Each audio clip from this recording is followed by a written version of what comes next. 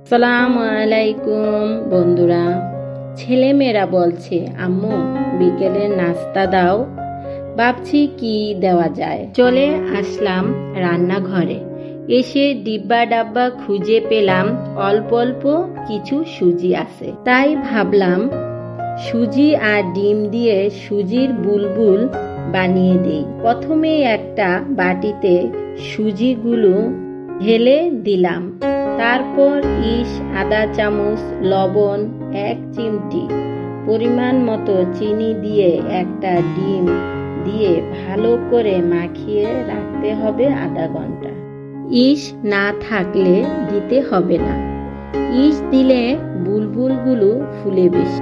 আধা ঘন্টা পর গোল গোল করে বানিয়ে তেলে ভেজে নিতে হবে।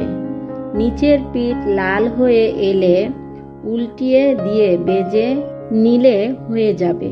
তারপর এক এক করে উঠিয়ে নেব। বুলবুলগুলো উপরে হয়েছিল মচমচে, ভিতরে নরম, খেতে অনেক মজা ছিল। বাচ্চাদের সুন্দর করে সাজিয়ে দিলাম খেতে।